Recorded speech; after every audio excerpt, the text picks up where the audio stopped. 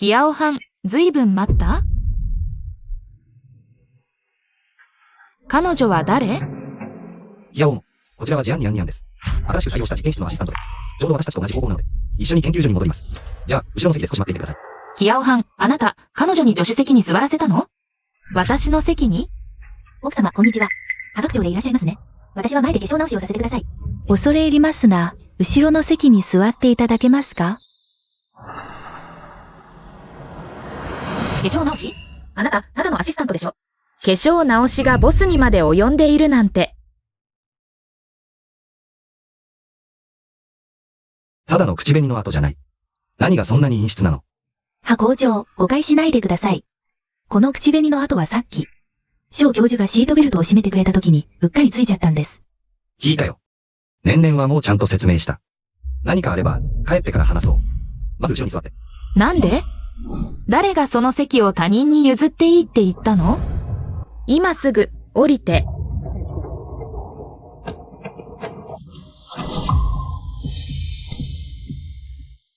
なんで彼女をそんなに狙い撃ちにするの？わざわざこんなに気まずくする必要がある。キアオハン、私たち結婚して7年。あなたの助手席、私以外誰か乗せたことある？ただの席でしょ。なんでそんなに神経質なの？彼女をかばってるの？もう一度言うよ。私の席、彼女にはふさわしくない。私のせいで喧嘩しないで。私、すぐ降りるから。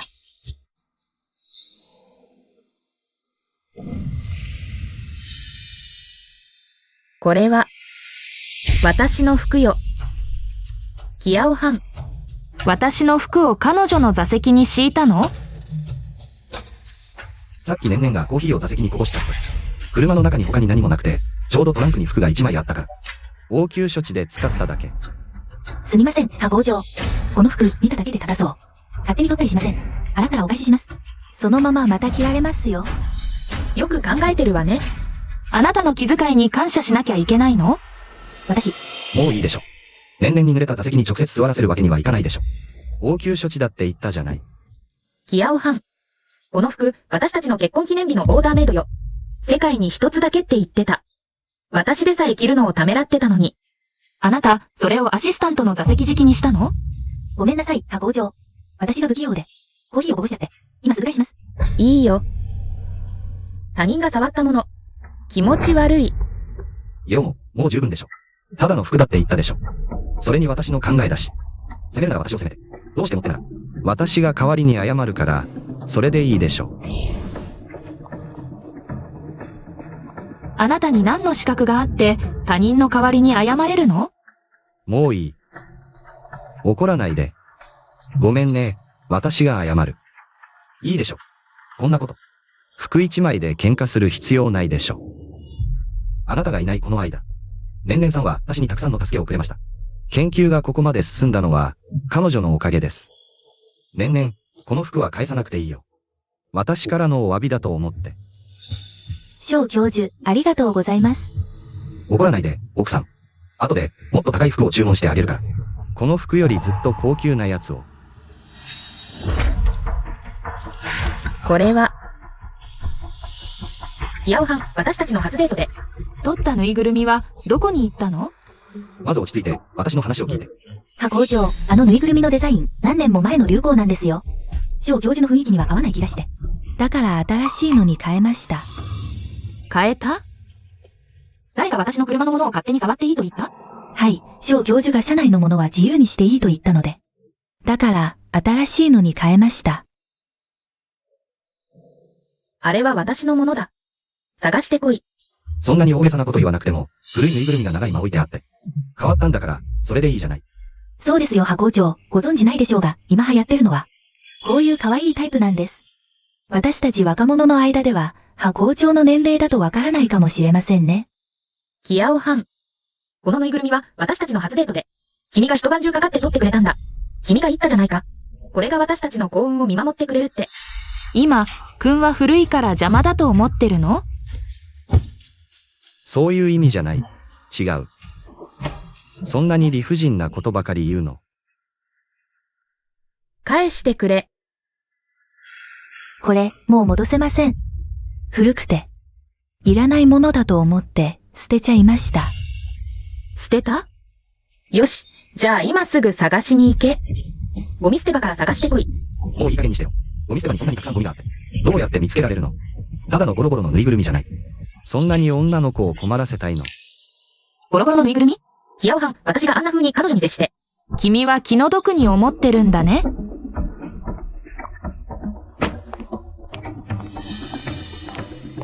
何するの？降りて、降りて。何してるの？君も降りて、彼女と一緒に探しに行け。私の車は、汚いものは乗せない。イエオも、落ち着いて。何をするつもり？イエシュー、あなたは頭がおかしいんじゃない？ショウ教授、すみません。わざとじゃないんです。私は知らなかったんです。あの人形が彼女にとってそんなに大事だなんて、今すぐ探しに行きます。もういい、じゃん、ニャンニャン。言い忘れてたけど、あなたはもう研究プロジェクトから外されてる。研究所には戻らなくていい。イエシュー、これは、イエシュー、イエシュー。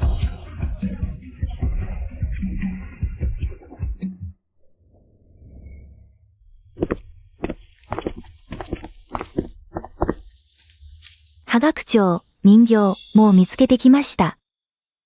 ちょっと汚れちゃったけど、でも精一杯やったんです。きれいに拭いておきました。出て行け。もうクビだ。科学長、私を許さなくても結構です。でも、ショウ教授にはまだ私が必要です。私をクビにはできません。イエシュー、ニェンニェンをクビにしちゃダメだ。人形はもう見つけて返したじゃないか。あんた、それ以上何がしたいんだ？言っただろう？他人が触ったものは私はいらない。それもニェンニェンをクビにする理由にはならない。あなたは分かってるはずだ。私のプロジェクトは今、一番大事な時期なんだ。ニェンニェンは私のアシスタントだ。彼女は前から行き届いている。たくさん助けてくれた。私のプロジェクトには彼女が欠かせない。欠かせないんだ。彼女はただの小さな実験室のアシスタントだ。まさかあなたたち二人の間に仕事以外の関係でもあるっていうのか？彼女と私の間には何もない。あなた、今の自分の姿を見てみろ。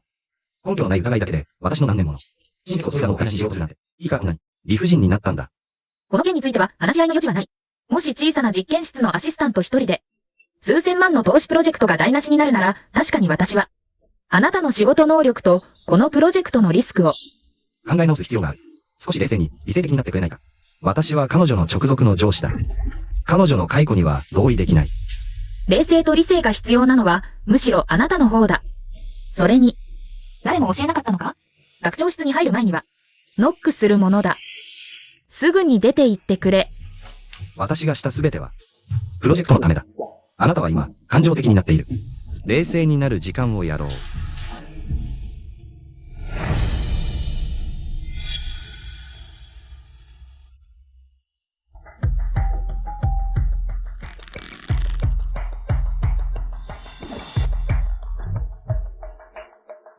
シャオ、ハン、私を失望させないでほしい。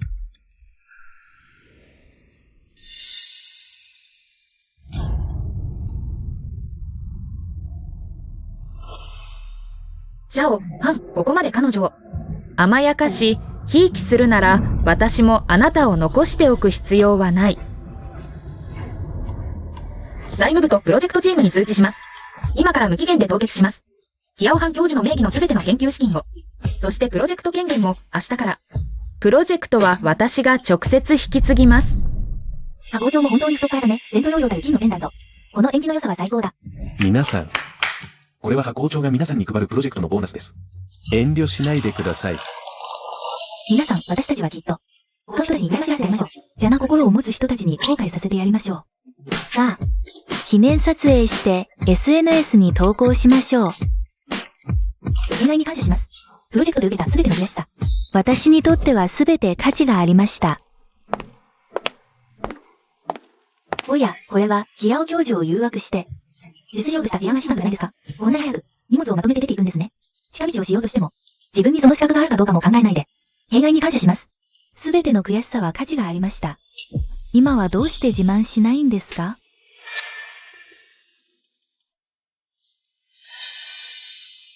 イエオモがあなたたちを送り込んだんでしょう。どうして？彼女は身分で人を押さえつけること以外に何ができるんですか？何を言ってるんですか？彼女はただ嫉妬してるだけじゃないですか？私が若いのが羨ましくて。ヒヤオ教授が私を信頼してくれるのが羨ましくて。あんな強引で古臭い年島女。ヒヤオ教授もいつかは彼女に耐えられなくなるでしょう。あなたたちがそんなに彼女におベッドを使っても何の意味があるんですか？彼女が振られたら、私こそが唯一のヒヤオ夫人です。夢を見てるんじゃないの？あなたごときが私たちの派工場のことを言えると思ってるの？何してるんですか？私はただ真面目に仕事をしたいだけです。違います。彼女が自分で、キヤオ教授、彼女たちを責めないでください。多分私のどこかが十分でなかったので、派工場が。部下に私をいじめるようにさせたんでしょう。これはあなたのせいじゃない。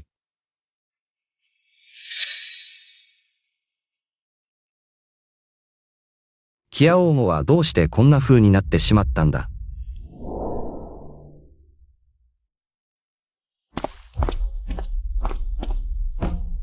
イエオモ、どういうつもりなの？ジャンニャンニャンをクビにするのはともかく、今度はこんな方法で、研究室の全員に彼女を孤立させるなんて。いつからそんなに意地悪になったの？私の研究室で職務を忠実に果たした従業員を表彰するのに、何か問題でも？あなたには彼女をクビにする資格はない。ましてや他の人に彼女をいじめさせる資格などない。私は彼女たちをそそのかしていないし、何も問題はないと思っている。彼女たちの言う通りだ。あなた。イエシュ。警告するわ、もしまたニャンニャンをいじめるなら。離婚する。いいわよ。もうすねるのはやめてくれない。これはあなたが自ら焼き上げた。私たち初めてのペアカップ。あなたは言った。一生朝茶を一緒に飲もうって。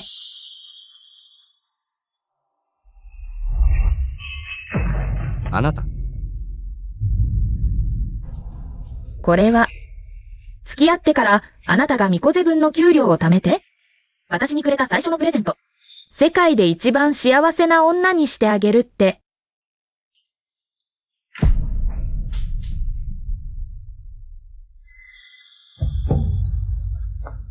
私の胃袋を大切にすると約束した。わざわざ私の好きな料理を全部習った。このレシピ帳、丸1年かけて書いた。まだ取ってあるのね。あなた。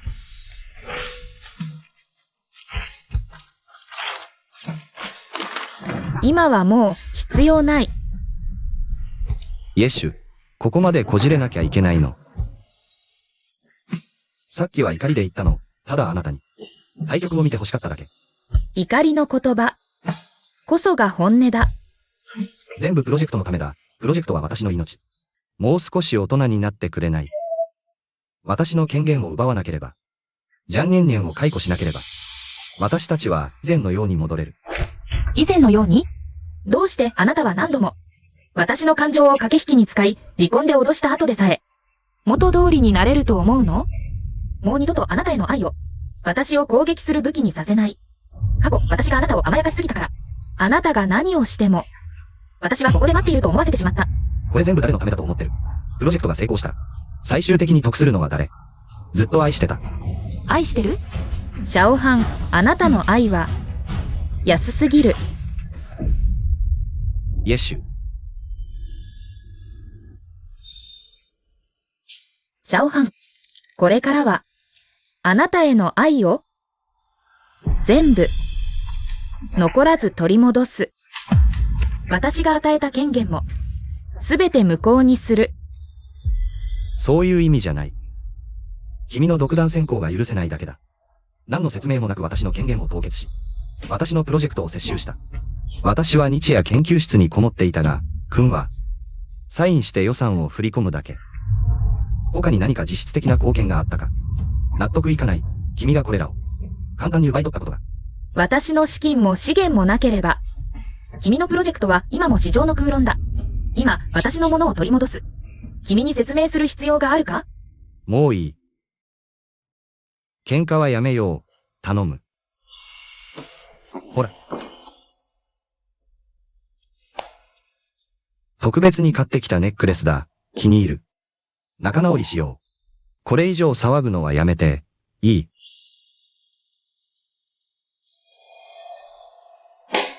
それとこれ。見て、あの古い人形は捨ててしまえ。これはねんねん。若い子が選んでくれたんだ。数万円もする。見て、どう？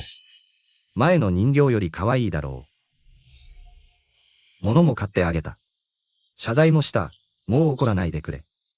いいだろシャオハン。君は本当に救いようがない。私が大切にするのは値段が高いかどうかじゃない。見た目がいいかどうかでもない。大切なのはあの証。幸せな思い出の時を刻んだもの、このネックレスは。同じものを2本買ったんだね。1本は私をごまかし、もう1本は彼女にこびる、シャオハン。君の安っぽい気持ち。吐き気がする。う。何するの？ちょっとやりすぎじゃない。ここまで土下座して頼んでいるのに。まだ何を求めている？ただの人形じゃないか。何度も私の顔を踏みにじる必要がある。言いなさい。話して。話さない。今日ははっきりさせてくれ。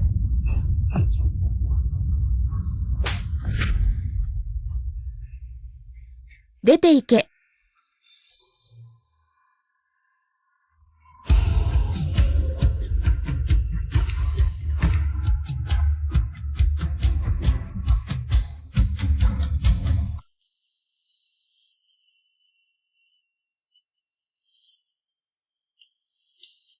は校長。このモデルは最初から間違っていた。道理で推論できないわけだ。は校長。顔色が悪いですよ。病院で検査してもらいましょうか。大丈夫。持病だ。まずデータを修復しよう。プロジェクトは急ぎませんから、先にお送りします。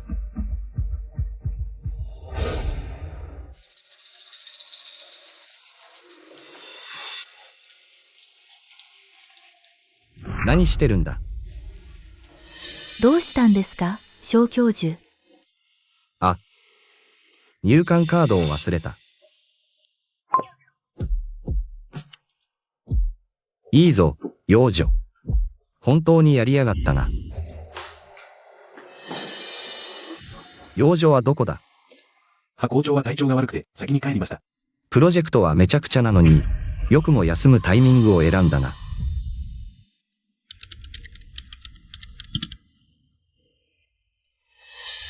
革新データにこんな大きなミスがあって。召喚は今まで気づかなかったのか？幼女、お前は一体何がしたいんだ？プロジェクトは今、最も重要な時期だ。研究室を勝手に乗っ取って。今度は家に隠れて休んでいる。少しも責任感がないのか。私が必死に集めた資源とプラットフォームを全部お前に与えたのに。お前はプロジェクトをこんなにめちゃくちゃにした。今更私を責めるなんてよく言えるな。何を言ってるんだ？私が知っているのは、お前は今、全く仕事に身が入っていないってことだ。少しでも気に入らないことがあれば、すべてを放り出せるのか。プロジェクトがダメになるまで、諦めないつもりか。自分で見てみろ。この誤ったデータに基づいて、お前の後のすべての推論は、砂上の楼閣だ。幼女。どうしたんだ？こんなに病気になって、なぜ早く言わなかったんだ？プロジェクトは私がいる。心配するな。もうわがままはやめてくれ。前にも言っただろう。高年々を解雇するなって。さあ、こんな方法で彼女を追い出して。プロジェクトはめちゃくちゃ、お前も病気でこんな状態。この結果に満足か？お前は知っているのか？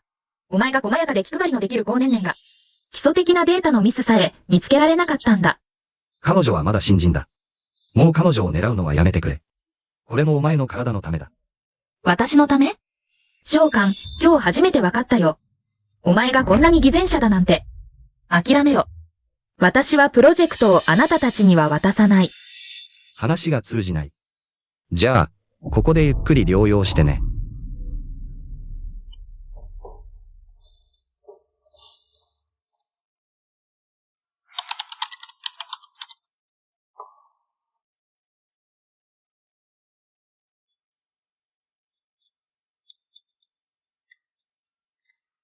もしもし。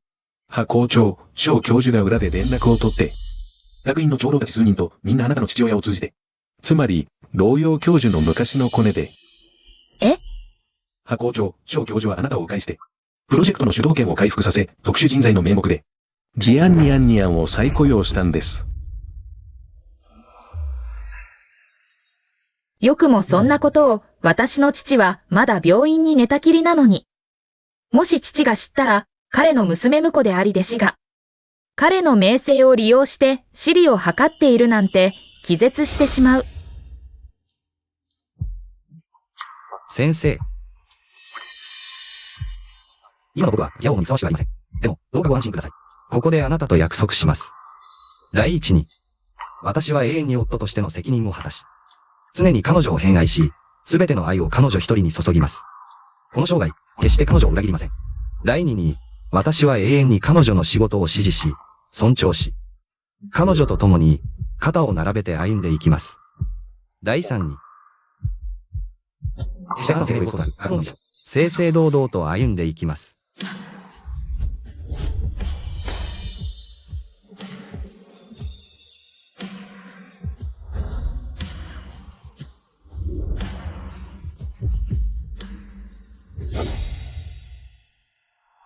私は一歩一歩彼を最高の地位に押し上げ、彼のキャリアを支えてきた。それは彼が私と父の背骨を踏み台にして、私欲を満たすためでも、別の女を守るためでもない。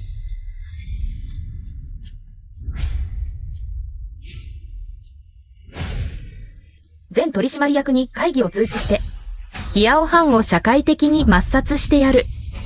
学会から永久に追放する。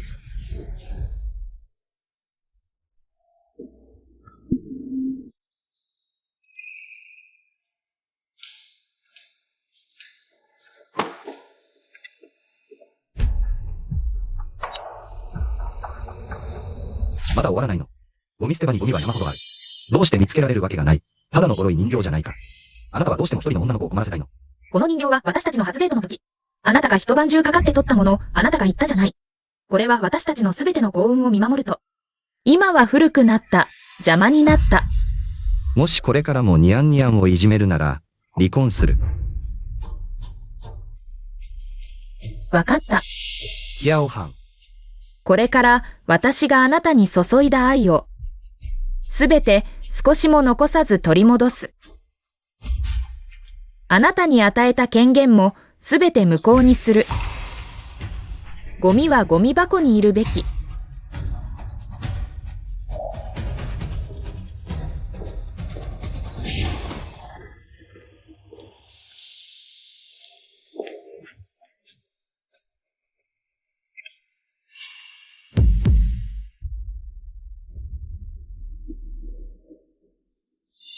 道化締め。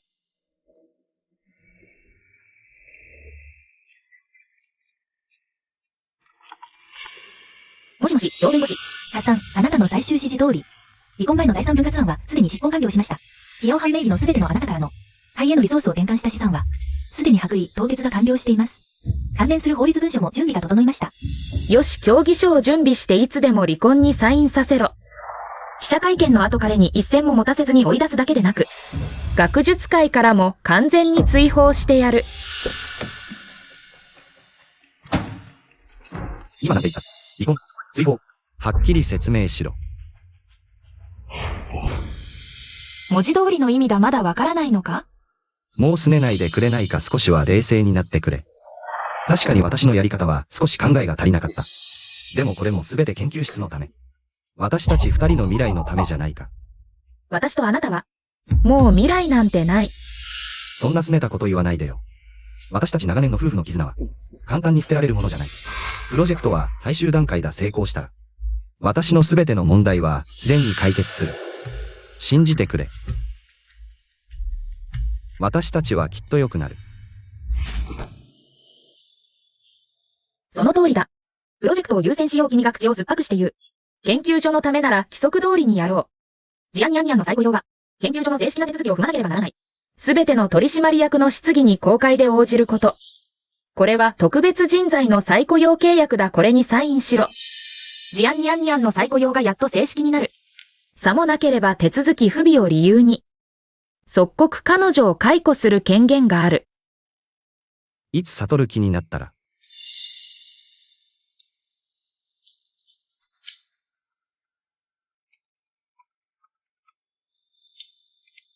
もしもし。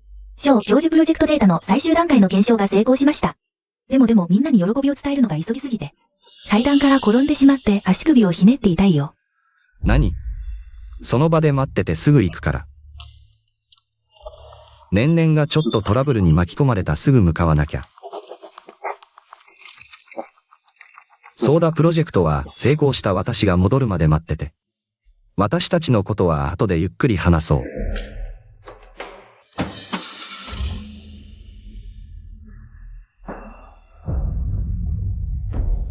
キアオハンこの道は君が自分で選んだんだ。君を研究所から追い出すだけでなく君を、私の人生から完全に消し去ってやる。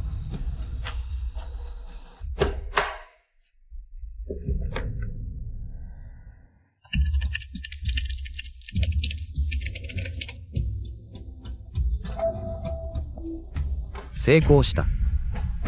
最終検算は善に正しい年々。君は本当に私の幸運の星だね。よかった小教授おめでとうこれはすべてあなたの功績です。この成果があれば以前あなたを見下していた連中は、やっと口を閉ざせるだろう。その通り。特にイェシュは、ここ数年ずっと私を疑い続けてきた。私を抑えつけてきた。彼女がこれを見た時の表情、どんなに面白いことか。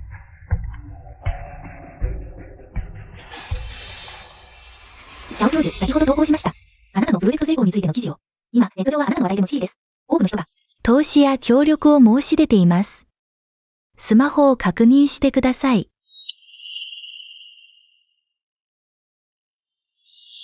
これは、全部私宛ての連絡だ。もしもし。シャオ教授ですか？あなたの研究成果を見ました。我々は大変興味を持っています。それで、あなたの研究所にはまだ投資が必要ですか？我々カンウグループは3000万出資します。3000万。了解しました。詳細は、後ほど話し合いましょう。もしもし。シャオ教授、こんにちは。現在の研究について、特許は登録されていますか？我々は1億円出資する意向です。特許使用権を買い切りたいのですが、この価格について、いかがお考えですか？1億。なんと1億ですよ、シャオ教授。早く返信を。承知しました。後ほど連絡先を交換して詳細を話し合いましょう。1億だなんて。もしもし。シャオ教授。あなたの目的は分かっている。我々は300万の投資を考えています。すみません。これ以上は結構です。今このプロジェクトには多くの投資家がいます。300万では。申し訳ありませんが、興味がありません。他を当たってください。すごい、シャオ教授。なんと1億です。あなたは本当にすごい。ここ数年、私が成功したプロジェクトのたびに、イェシュはおせっかいな母親のように、そばで口を挟み、時々干渉してきて、まるで私一人では、研究を完成させられないかのようだった。では今は、彼女がいなくても、私の研究は成功した。私は億単位の投資を獲得した。シャオ教授、もしイェ校長がこれを知ったら、どんな表情をすると思いますか？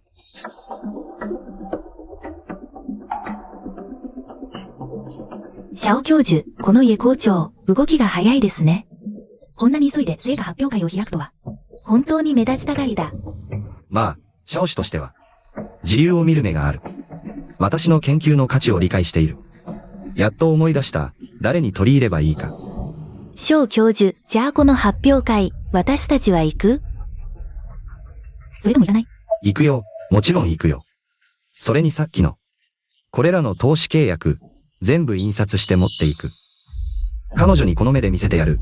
彼女がいなくても、私の研究は成功しているんだ。わかった。校長、最新情報です。ショウ教授のプロジェクト、検算が成功したそうです。成功？はい。ショウ教授のアシスタント、ジアンニャンニャンさんが、昨日からこの件を宣伝していました。今日、ショウ教授が確認した後、多くの企業から投資の問い合わせがあり、現在の総投資額はすでに1億を超えています。葉校長、翔教授を解雇する発表会は延期しますか？それとも別の計画を？いらない。予定通り進めて。でも、誰が間違ったデータに基づいたプロジェクトが本当に成功すると思った？君が前に封印した元データの不備報告書を、キヤオハンの最終検算データと一緒に、研究所のオフデモに送ってくれ。緊急再検証を依頼して。つまり、彼を社会的に失墜させるだけでなく、一番得意な時に粉々に叩き落とすつもり？発表会は予定通り進行。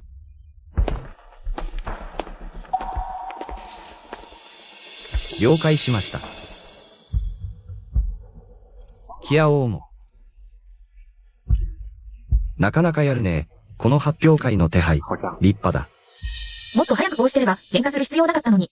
本当に来たんだ。来ないわけないだろ私こそがこの発表会の主役なんだから。葉校長、翔教授の今の成果、知らないわけないでしょ。あんなに多くの投資、すでに1億を超えてるのに。まだ小教授にそんな態度おかしいんじゃない？私は言わせてください。う。お前。やめろよ、キヤオウも、そんなに構えないで。わかってるよ。君は思ってるんだ。私が研修生のニャンニャンばかり気にかけて、君を冷遇したって。君が怒るのも当然だ。でも見てよ、君がこの発表会を開くのに。君が恥をかかないように、結局私は来たじゃないか。この中では身の子を持てば、どうしてしてくれば、私こんな風になる。怒る。キヤオハン、あなたは自分を過大評価しすぎている。でも、一つだけ言い当てたことがある。この記者会見は確かにあなたのために開かれた。あなたがいないと、本当に雰囲気が足りない。それでいい。あなたが記者会見で発表さえすれば。私を主席に復帰させて、私はこれまでのことを見逃す。私たち二人は以前のように。キヤオハン、どうしてあなたがこんなことをした後でも、私たちが以前のように戻れると思うの？私がしたことはすべて、研究プロジェクトのためだ。科学研究は結果だけを見る。今結果が出た。ニャンニャンも手伝って、証明した。私の見識と選択はすべて正しかった。葉校長、時間です。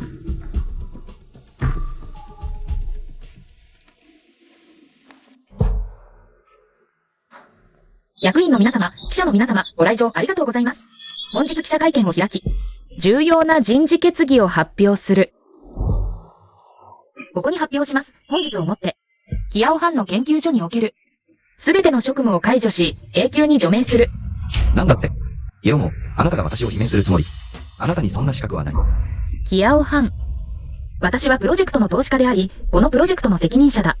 私があなたをクビにするのは、通知であって、相談ではない。あなたには反対する資格がない。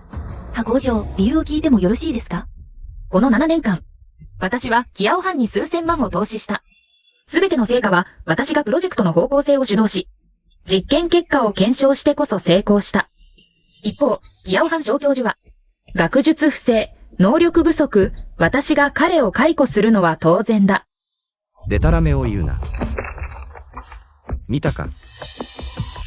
これは私が単独で主導した研究プロジェクトだ。すでに実験結果があり、すぐに特許を申請できる。それにこれが何かわかるか。これは3000万の契約書だ。これは1億の特許買い切り契約書だ。私のプロジェクトが成功した後、私に投資を求める契約書は列を作り、しかも、100万以下のプロジェクトは見る気すら起きない。どれにサインすればいいかさえわからない。だから私はあなたという投資家より、はるかに有能だ。たった、私が自分の優秀な助手に少し優しくしただけで、あなたはこんな理由を捏造して、私を解雇し罷免しようとするのだ。どうやら、解雇されるべきはあなたのようですね。葉校長、翔教授のプロジェクトがついに大きな成功を収めました。このタイミングで研究所の中心メンバーを解雇するのは、研究所の学術的な評判と今後の発展に影響しませんか？あなたがプロジェクトの指導権を独占したいという噂がありますが、これは事実ですか？答えなさい。どうした？黙り込んだのか？成功するはずのないプロジェクトについて、私に言うことは何もありません。ハジュ、今になってまだ強がるつもりか。それに、口を開けば私を解雇するという。皆さん、私こそが研究に力を注ぎ、研究所に真に貢献してきた人間です。一方であなたは、ほんの些細な個人的な恨みで、職権を乱用して首席研究員を解雇する。あなたこそが真の学術不正で、貧困に問題がある。葉校長、小教授の告発について。何か言うことはありませんか？葉校長、即刻お答えください。葉校長、小教授は確かに具体的な成果を出しました。解任の件は、どうやら誤解だったようです。いっそのこと、一旦保留にしてはどうでしょう。協議を重ねてから決めましょう。どうやら、理事の皆さんは道理が分かっているようです。これ以上、私が無駄口を叩く必要はなさそうです。葉校長、今日はひとまず。私が今日この記者会見を開いたということは、すでに挽回の余地がないということです。召喚。もう一度言う。お前のプロジェクトは成功するはずがない。そしてお前は、我が研究所の一職員に過ぎない。お前を解雇するのは通告だ。相談ではない。わかりました。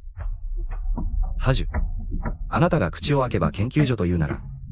では、研究所の規定通りに進めましょう。重要な人事異動は、前理事による。集団採決を経なければなりません。召喚、お前は本当に諦めが悪いな。まだ諦めきれないのか？よし。望み通りにしてやる。私のプロジェクトの価値、研究成果は、ここにいる全員が目にしています。あなたは、理事会の皆さんが、以前のようにあなたを支持すると思っているのか。夢を見るのもいい加減にしなさい。私は、召喚の研究所における。すべての役職を剥奪し、彼を研究所から解雇する。在籍の全取締役の皆様、私の提案に同意される方は、挙手で採決をお願いします。私は葉校長の決定を支持します。キアオハンの首席研究員の職務を、彼を研究所から除名する。王取締役。あなたはこれで。私も同意します。同意。皆、狂ってるのか。億単位の投資を、彼女が見えなくても仕方ないが。まさかみんなも見えないのか。小教授。私たち取締役は、皆、葉校長に付き従い、葉校長を見守りながら一歩一歩、事業をここまで築いてきた。私は知らないが、あなたが実質的な成果を上げた後で、なぜ彼女があなたを解雇しようとするのか。しかし、これまで、葉校長の決定は一度も間違ったことがない。あなたより、私たちは葉校長の判断を信じたい。彼女は私のような億単位の投資を獲得した者さえ解雇するというのに、今は彼女を信じるのか。これ以上言う必要はない。葉校長、私たち取締役は協議を重ね、あなたがキアオハンを解雇する決定に同意します。取締役の皆様の信頼に感謝します。必ずや皆様を失望させません。キアオハン、今やあなたは研究所とは無関係だ。1分以内に私の記者会見場から、私の研究所からすぐに出て行け。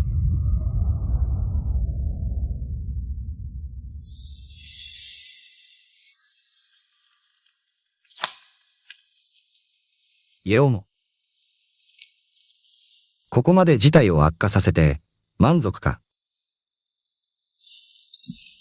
私はただあなたの思い通りにならなかっただけだ。ニャンニャンを解雇せず、あなたに干渉させず、研究所の業務に携わらせなかっただけだ。それなのにあなたは権力を乱用し、あなたの経歴で、これらの取締役会を脅して私を採決させた。自分が滑稽だと思わないか。葉校長、これに対してどのようにお依頼になりますか？このタイミングで小教授の解雇を堅持するのは、人材への嫉妬や排除ではないですか？個人の感情を、研究所の発展よりも優先し、チームを率いて、小教授とかアシスタントを排除する。小教授のような、首席研究員を失う。この責任をあなたは負えるのですか？イエオモ。これらの質問に答えられるか。研究所のために億単位の投資を獲得したのは私だ。信じるか信じないかは気にしないだ。私が外に出れば、すぐに新しい研究所を立ち上げられる。投資が決まれば、買い取ることもできる。君の研究所を何百回も報告書で埋め尽くしてやる。私を解雇すれば、私のキャリアが終わると思うか。夢を見るな。小教授がここまで冷酷なら、彼女と話す必要もない。我々のプロジェクトは価値がある。資金が入れば研究所全体が、君の思い通りになる。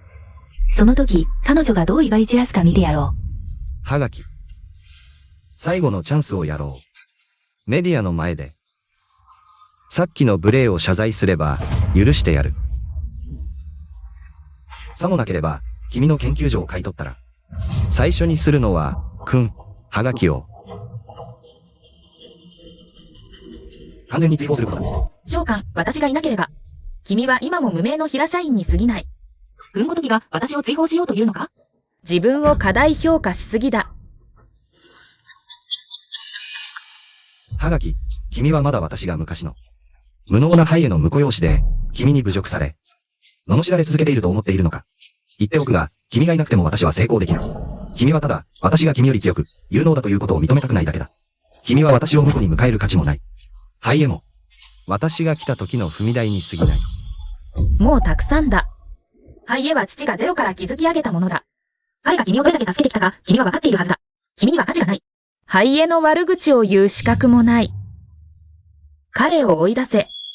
今すぐに。君は、誰が私に手を出せるというのか。校長。急いで人を追い出す必要はない。小教授の今の功績を。君がここまで侮辱し、傷つけたのに。彼はまだ君の発表会に参加しようとしている。これ以上ない誠意だ。年々の言う通りだ。はがき、ハイエと私との7年の縁を考えて、去る前に最後のチャンスをやろう。小教授。年々。忘れるな、彼女がずっと侮辱してきたのは、君だけじゃない、私もだ。安心して、この理不尽は必ず取り戻してやる。イエシュ。記者の前で公表さえすれば。剣を私に。それに年々の心からの謝罪があれば、私は、研究所に戻って仕事を続けられる。選ぶのは君だ。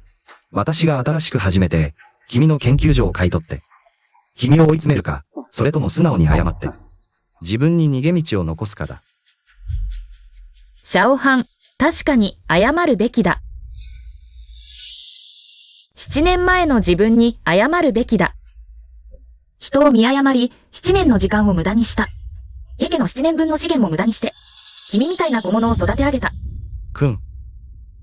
今になってもまだ顔面なのか。前はどうして君がこんなに愚かだと思わなかったんだ。3000万円入金。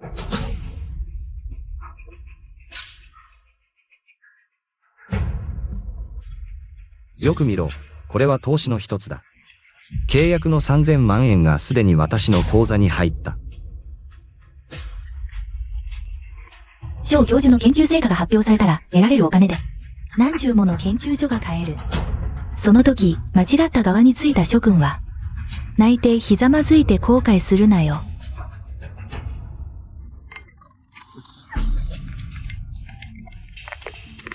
もしもし、データは出たか。出ました。研究室がすでに検算報告書を出しました。すでにファイルデータを入手し、発表会の入り口に駆けつけました。ちょうどいいところに来たな。警備員、扉を開けろ。はい。よし、イエシュ、今、君に、最後のチャンスをやった。君自身がつかめなかったんだ。自分の面子を捨てられず、私を追い出そうとする。いいさ。これは君自身が選んだ道だ。後悔するな。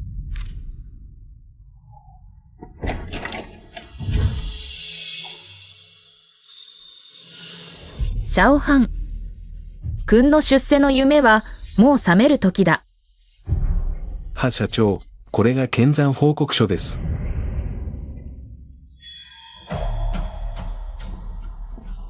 検算報告書。イエシュ。どういうつもりだ。校長、あなたに何の資格があって、小教授の実験データを盗むんだ。今になって。まさかこの実験データが。イギリスの研究室のものだって言うんだろうな。小教授の研究成果を奪おうってのか。目を開けてよく見ろ。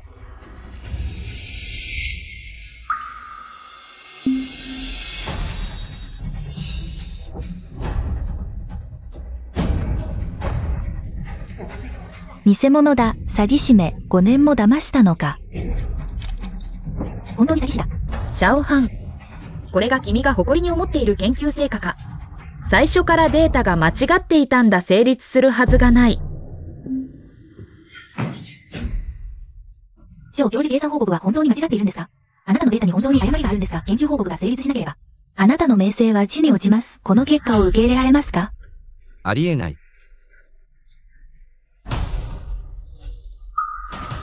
イエシュ。きっとあなたが偽造したんだ。実験結果はすべて検算済みだ。間違うはずがない。これは国家最高峰の研究所が発行した計算報告書だ。自分でよく見てみろ。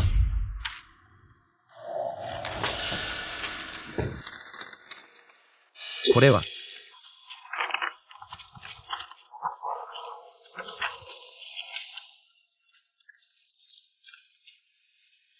もしもし王会長。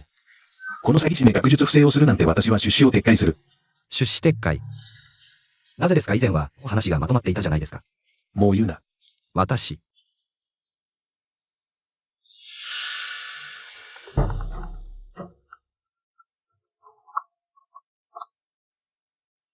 アーリ会長。提出したプロジェクトでデータ偽造をするなんて。私たちの協力はこれで終わりだ。終わり。李会長契約は署名済みじゃないですか。それにプロジェクト資金ももう私のところに振り込まれています。言い訳は無用だ。アーリ会長おっしゃったデータ偽造のことですが。それは誤解です。説明させてください。李会長。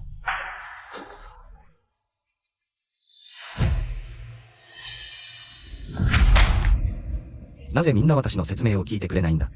データ偽造のことは知らないって言ってるじゃないか。なぜプロジェクトデータが間違ったのか私にもわからない。本当に原因がわからないんですか？そう、私が病気の時に何を言ったか覚えていますか？あなたが病気の時。プロジェクトは私がいる心配するな。もう我がママはめてくれ前から言ってただろう。じゃんねんねんを解雇するなって。さあこんな方法で彼女を追い出して。プロジェクトは、めちゃくちゃあなたもこんなに病気になって。この結果に満足ですか？わかってるのか？あなたの細やかなじゃん、ねんねんは。基礎的なデータのミスさえ見つけられなかった。彼女は新人です。もう彼女を責めないでください。これもあなたの体のためです。私のため？シャオ、反響初めてわかった。あなたがこんなに偽善的だなんて。その考えは捨てなさい。プロジェクトをあなたたちに任せるつもりはない。ありえない。じゃあ、ここでゆっくり療養して。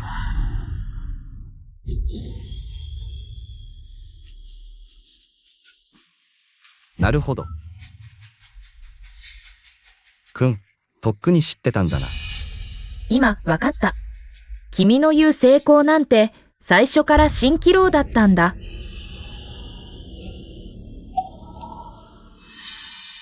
イエシュ。なんで俺が一歩間違えて、次々と失敗するのを見てたんだ。君はとっくにデータに問題があるって知ってただろ。なんで俺がバカみたいなのを見てたんだ。すべての心血を注いで、一歩一歩ここまで来たのに。まさか、俺が一番輝いてる時に、背後から一突きするのを見たかっただけなのか。俺たち7年間の絆だぞ。どうしてそんなに冷酷なんだ。前から警告してただろ。何度もチャンスをくれたのに、君が自信過剰で盲目だったんだ。ジャンネンネンをかばうため、そして自分が正しいと証明するため、問題のある報告書に自らサインしたんだ、君自身が。自分の心血を自ら壊したんだ、君の今の末路は。すべて自業自得だ。私。ネットの最新ニュース、数人の権威ある専門家が同時に発表した。データに関する分析で一致して。革新データに重大な欠陥があり、結論は無効だと。学術不正追及の公式サイトはすでに、シャオハンの事例を典型例として掲載した。彼の学術的評価は完全に失墜した、シャオ教授。これについて何かお話ししたいことはありますか？私。思い出した。にゃんにゃん。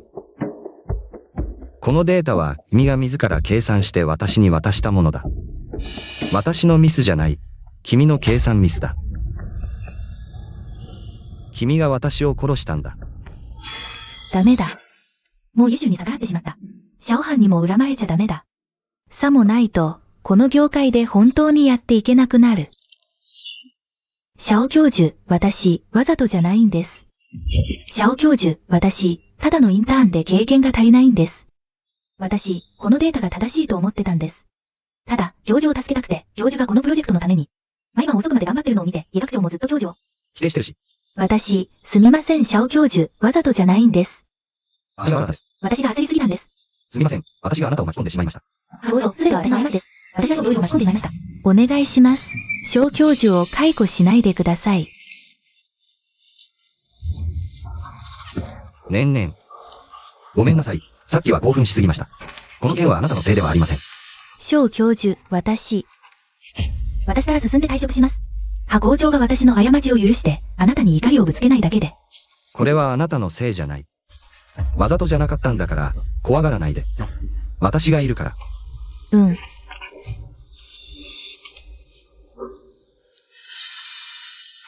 少々、さっきの件だけど。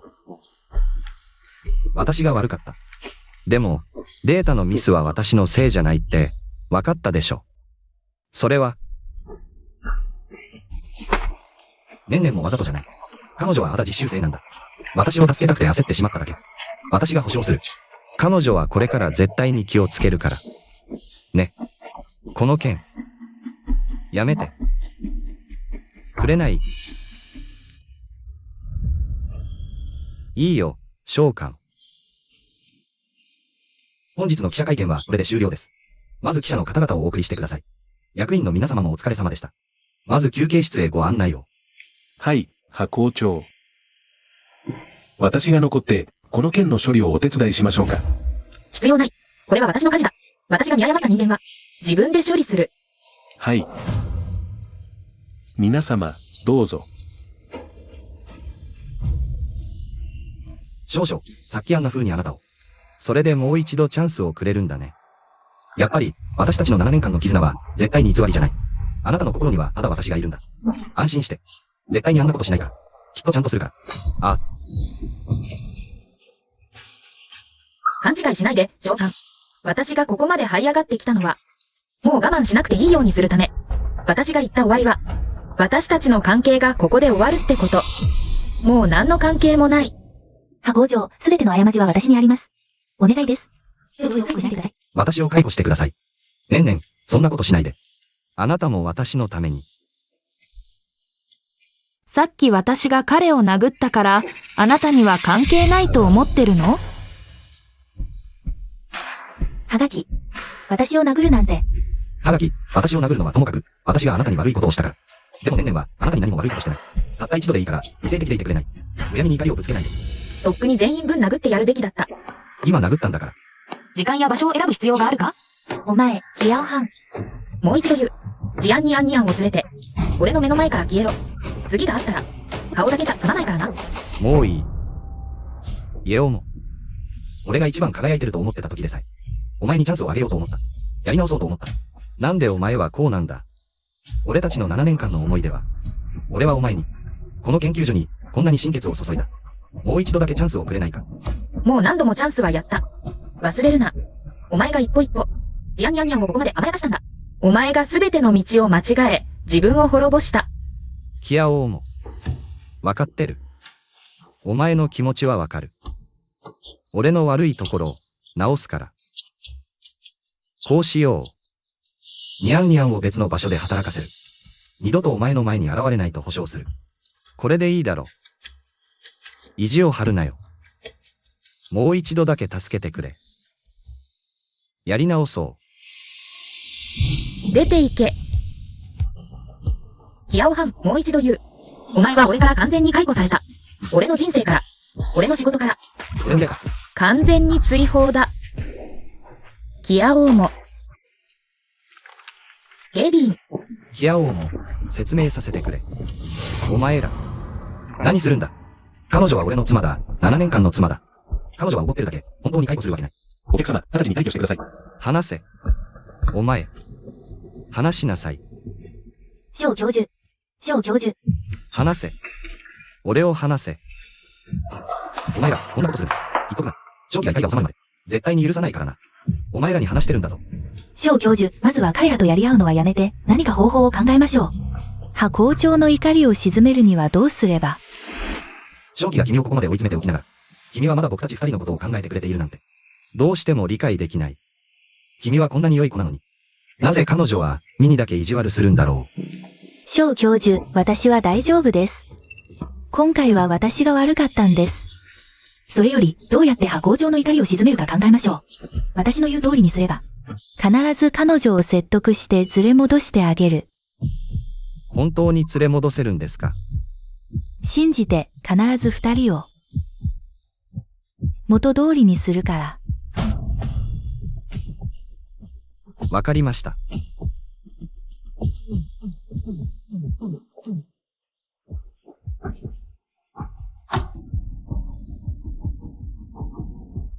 今回は本当に君のおかげだ。君が手伝ってくれて、これらのプレゼントを選んでくれなかったら、どうやって彼女を眺めればいいか本当にわからなかった。当然のことです。あなたと派校長が仲直りできさえすれば。私は何だってします。召喚。あなたって本当にバカね。これらのプレゼントを持って帰っても、ハジュは余計に怒るだけ。あなたたちは一生、元通りにはなれないわ。でも、あなたがバカでよかった。あなたがハジュと完全に決裂したら、あなたはますます私のような離れない人間を大切に思うようになる。あなたの長年の資産も私のものになるだけ。ねんねん。行くよ。あ、今行く。ハジュ。召喚はちょっとしたミスをしただけよ。彼は能力もお金もある数百万円の謝罪のプレゼントだって。即決即売、目も瞬きもしない。あなたが気に入らなくても私には十分。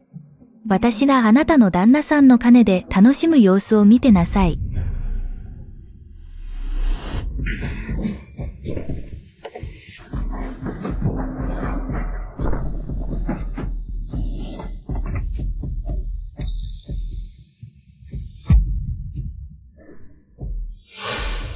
何してるの？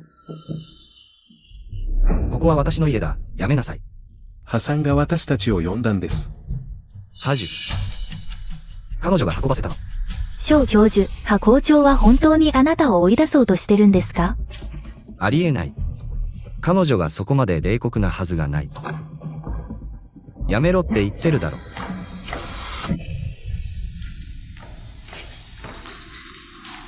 正気。なんで家を空っぽにさせたの？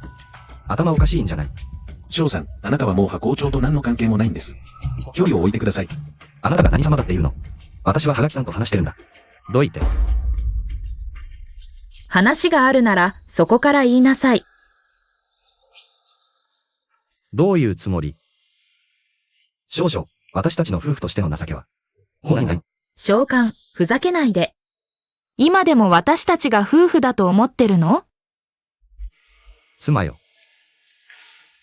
ごめんなさい。間違ってた。ほら見て。たくさんプレゼントを買ってきたよ。ネックレス、ブレスレット。それに限定品のバッグも。全部君の一番好きなものだ。召喚、あなたは、こんなものを買えば今までのことは、帳消しになると思ってるの？じゃあ、どうしろって言うんだ。俺があなたにひざまずいて頼まなきゃ気が済まないってこと。結構です。あなたみたいな人にひざまずかれるなんて、ただ気持ち悪いだけ。あなたが買ったこのゴミを持って出て行って。いらない。ゴミ。これらは全部数百万円もかけて。年々が一緒に一つ一つ選んでくれたんだ。気にならなければ受け取らなくていいけど、そんなにひどいこと。言わなくてもいいでしょ。年々が選んでくれたの？派校長、ただあなたと小教授が仲直りしてほしいだけです。他意はありません。私。はがき。いい加減にしなさい。年々がたとえ未熟でも、もう謝ったじゃないか。そこまで彼女を狙い撃ちにする必要はある。彼女はただの実習生だよ。あなたは結局彼女の先輩で、師匠の妻なんだから。そこまで冷たくする必要はある。彼女を狙ってなんかいない。違う。それなら、私はあなたを狙っている。召喚、あの女が腹黒いのは確かだけど、元凶はあなた。あなたが彼女に私を舐めさせて、事実も無視して彼女をかばい、今になって私の許しを請う。それに彼女を連れてプレゼントを選びに行かせた。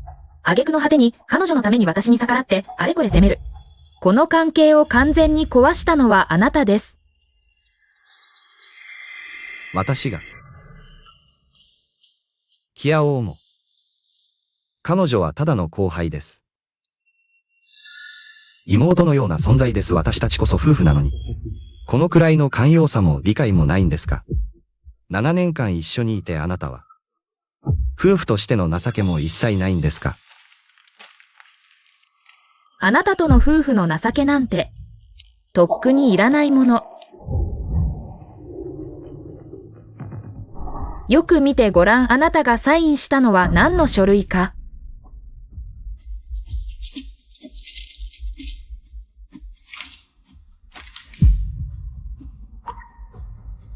離婚協議書。そんなはずない。私がサインしたのは、ニャンニャンの再雇用契約書のはず。家をもあなたが私を騙してサインさせた。騙した？二つの書類は一緒に置いてあった。あなたが何も見ずにサインしただけ。キアオハン、あなたがサインした瞬間から、私たちはもう何の関係もない。そんなはずがない。イエオモ。私はあなたの夫です。こんな仕打ちはひどすぎる。もう違う。破学長小教授と仲直りしてください。彼は本当にあなたを愛しています。7年間の絆を。こんなに簡単に終わらせていいんですか？ニャンニャン。この演技力なら女優になればよかったのに。私が彼と離婚したらあなたの思うツボじゃない。破学長本当に私は。黙れ。あなたたちの芝居は宮北。警備員彼女を連れ出して。小教授。あなた。イエオモ。彼女も私たちのため善意で言ったんです。なぜ彼女にそんな態度を取るんですか？これは私の家誰が入る資格があるか。すべて私が決めること。ジアンニャンニャンどころか。今日はあなたキアオハンでさえ。おとなしく出て行ってもらうすなん。キアオハンを追い出して。はい、破学長。触らないで。イエオモ。私の謝罪の態度は十分誠実だった。あなたが冷酷なら私も情けはかけない。計算したいって言ったよね。この家。結婚後に買ったものだから、夫婦の共有財産だ。勝手に処分する権利はない。私もこの家の所有者の一人だ。夫婦共有財産。よく見て、この家は私が全額出資して、一括購入したものだ。この不動産登記証には、最初から最後まで君の名前はない。わかった。たとえこの家が君のだとしても。他のはどうなんだ？家具、内装。これらには私の分があるはずだ。計算したいって言ったよね。今日、きっちり精算してやる。最初に約束した通り、君が家を買い、私が家具を買う。これら。ソファ、テーブル、カーペット、カーテン、全部私がカードで払った。もういい加減にしろ。君のそのわずかな金、私には価値がない。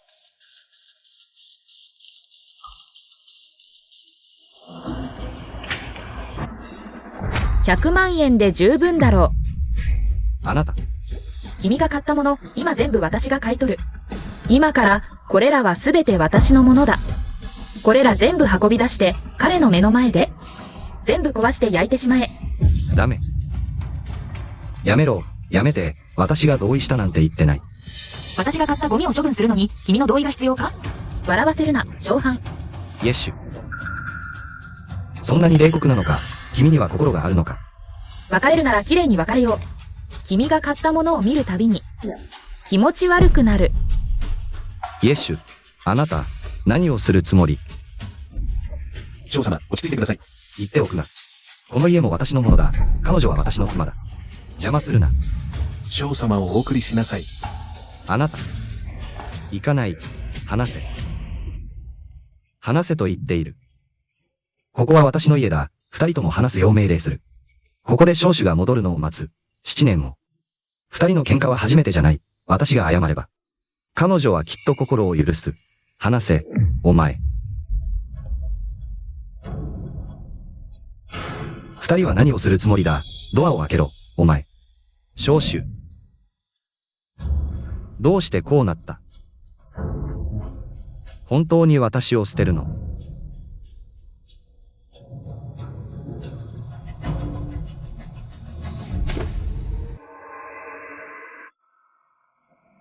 小教授、ついに出てきたんだね。ずっと待っていたよ。小教授、どうしてこんな姿に？破学長は無理な要求はしなかったよね。私のせいで、あなたは破学長と、こんな事態になってしまった。全部私のせいだ。君のせいじゃない。ただ今回は、家にはしばらく戻れない。彼女がいつまで騒ぐかわからないし。心配しないで、小教授。研究所にはまだ従業員寮が一室あるんだ。条件は悪いけど、とりあえず住めるよ。しばらく私のところに住んで。そのうち破学長に会うのも楽になるから。年々。ありがとう。こんな時、私を助けてくれるのは君だけだ。小教授。当然のことです。さあ、帰ろう。破学長、寮管理から連絡が。今夜、長官を従業員寮に連れて行ったそうです。従業員寮？忘れてた、彼女は再雇用契約を通過してたんだ。まだ研究所の従業員なんだね。ねん。本当に小サムを玉残しだと思って。苦労を共にして、将来の成功を待ってるんだろう。原区長、どうしますか？すぐに年々を解雇して、二人とも追い出しましょうか。いいえ、演じたがるならチャンスをあげよう。私の支えがなければ。僕は彼女の玉の腰でいられるか見てみたい。この金獅スズメを飼い続けられるか。総務部から従業員寮への連絡、関係者のみ入室か。高年々と召喚に伝えて。高年々一人で寮に住むか。二人で出ていくかだ。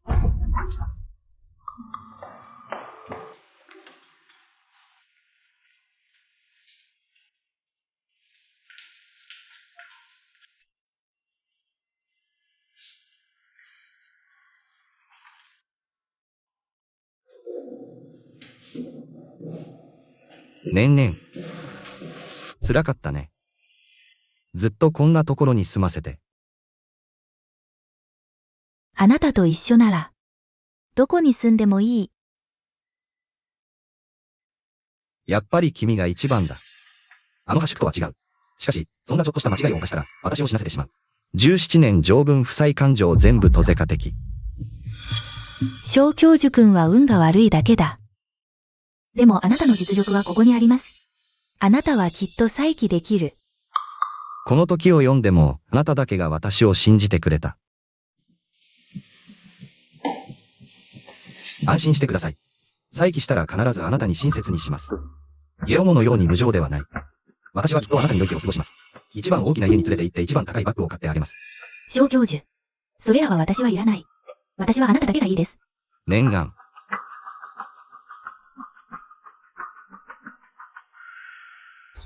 誰ですか？私たちは研究所の広報勤務部のこの寮です。会社の従業員だけがここに住んではいけません。すぐに出かけてください。私が誰か知っていますか？研究所は多くの貢献をしましたが。もちろん知っているのは他人に過ぎない。校長でなければ今日は何もない。あなたはこの研究所と少しの関係もありません。ご協力をお願いします。立国退去。彼女はなんと冷酷なのか。従業員寮でさえ私を待たせたくない。ショパン教授を行かせない。念願。小教授はどこに行っても。私はあなたについています。私は決してられない。あなたの私への信頼。私がここを出たと思ったのか。どこにも行けない。荷物を片付けて今日はホテルに泊まります。明日、私はあなたを家に連れて行きます。いいです。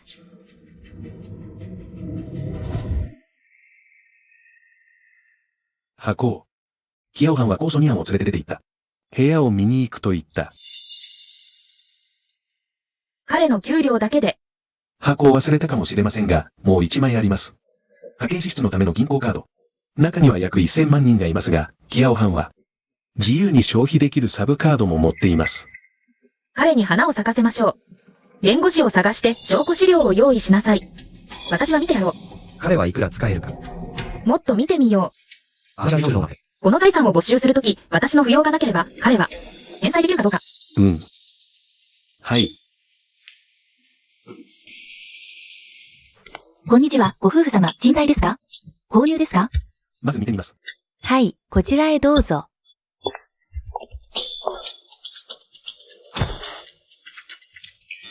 こちらは 2LDK のシンプルな内装です。二人暮らしにぴったりです。これはダメ。リビングが狭すぎる。最高も悪い。小教授、あなたには到底ふさわしくない。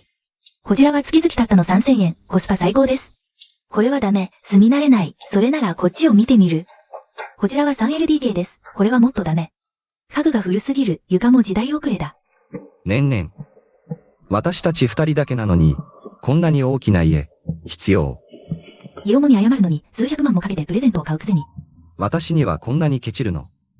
やっぱり芝居を打たないと、彼は本当にお金を出さないから。小教授、ごめんなさい。私が考えが足りなかった。以前あなたが。あんな大きな家に住んでいたから、こんなの見向きもしないと思ってた。わかってる。工長とは比べ物にならない。あなたは工長と一緒に住んでいたのは、全額払いの大豪邸、私と一緒だと、賃貸に住まなきゃいけない。私のせいで、今こんな家にしか住めない。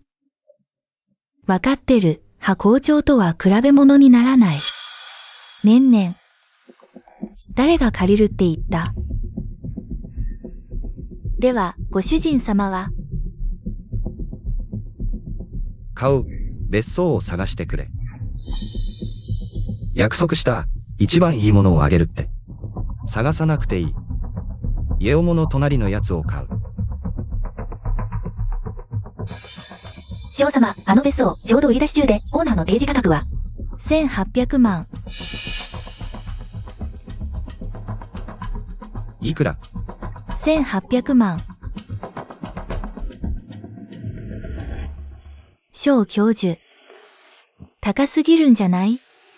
やっぱり賃貸にしよう、私には。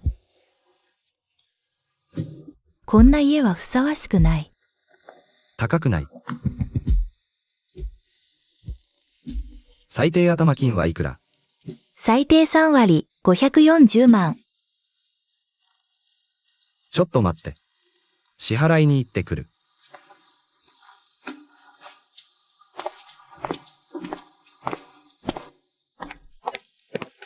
お客様、カードでお支払いですか？それとも QR コードで？カードで。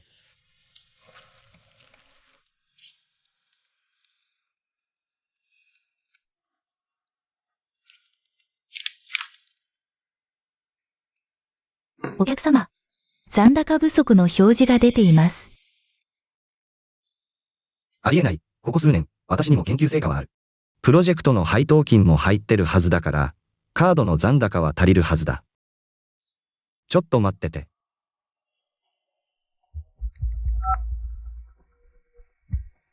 もしもし。ちょっと聞きたいんだけど、私の銀行口座の残高は？翔さん、あなたが投資した銀行の規定では、もしあなたの原因で契約違反となった場合、賠償が必要です。多額の違約金が発生し、あなた名義の銀行口座は順番に、自動的に引き落とされました。全部なくなったのか？まだありますよ。調べてみますね。やっぱりね、たとえヨモがいなくても。私にもそれなりの蓄えはあるんだ。家一つ買えないわけがない。翔さん。あなたの銀行口座の残高合計は3件四角です。ご確認ください。もしもし、翔さん。他にご相談はありますか？お客様、ではこのお部屋、ご購入されますか？買う。ちょっと待って。家も、お前がいなくなったからって。俺が何もできなくなると思ったら大間違いだ。たとえ金がなくても。俺にはコネがいくらでもある。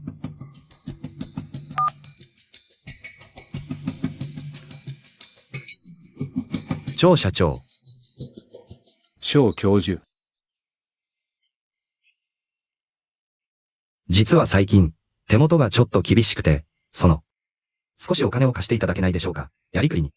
翔教授、助けたくないわけじゃないんですが、科学庁の方から、連絡が入っていまして、うちは研究所ともまだ協力関係にあるので、困らせないでください。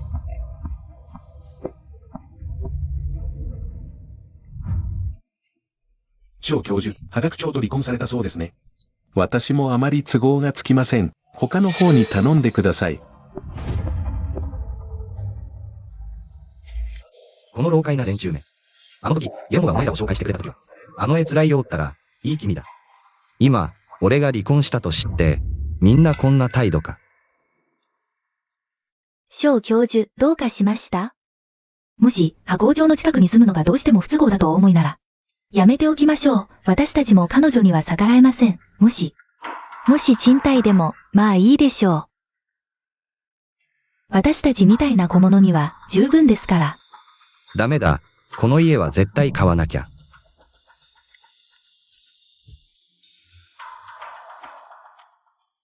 このカードは、私とキアオモの家庭支出用のサブカードだ。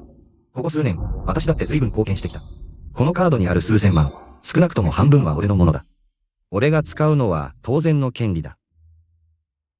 カードをスワイプして。はい。行こう。契約書にサインしよう。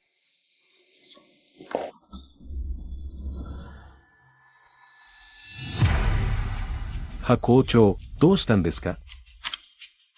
別に、もう1ヶ月も待たずに離婚届を取る必要はない。直接離婚裁判の準備をしなさい。キアオ班見せてもらおう。あなたが使った一銭一厘も身を削ってでも、返せるかどうか。お客様のカードです。こちらが契約書です。ご確認ください。問題がなければサインをお願いします。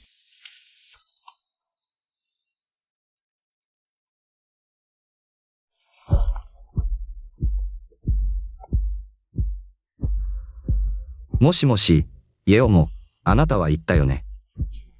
夫婦の情けも顧みないって、今になってどうして電話をかけてきたの？どうしたの？私とニャンニャンが本当に去るのを見て、後悔した。勝手に思い込んで。ギアオハン、私はあなたに通知しに来たの、3日後。裁判所に来て、私と離婚裁判をしなさい。1ヶ月のクーリングオフ期間すら待てないの？そんなに急いで私と離婚したいの？あなたみたいな人と話すのは面倒くさい。きちんとお金を返しなさい。それなら、身一つで出ていくチャンスをあげてもいい。人を侮辱するのはやめて、この家を捨てるなら。私があなたに遠慮しないのも仕方ない。あの夫婦共有財産は、全部半分ずつ分ける。一人で独占しようと思わないで。裁判所で会おう。本当にいいの？いいよ。3日後、裁判所で会おう。後悔しないでね。翔教授、本当に葉校長と離婚裁判をするんですか？彼女がここまで追い詰めてきたんだ。私も彼女に顔を立てる必要はない。夫婦財産は半分ずつ。もともと当然のことだ。裁判で財産を分ける。それならもっと多く分けられるんじゃない？イオモはあんなにお金持ちなんだから。簡単に数千万円分けられて、その時そのお金は。全部私のものになる。ギアオハン。あなたを選んで、本当に正解だった。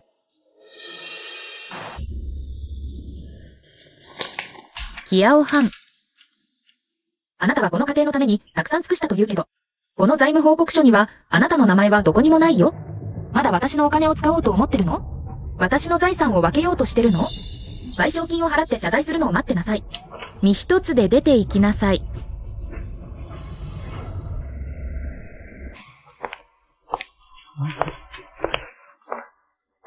彼女、また来たの？研究所に現れるなんて。そうだよね。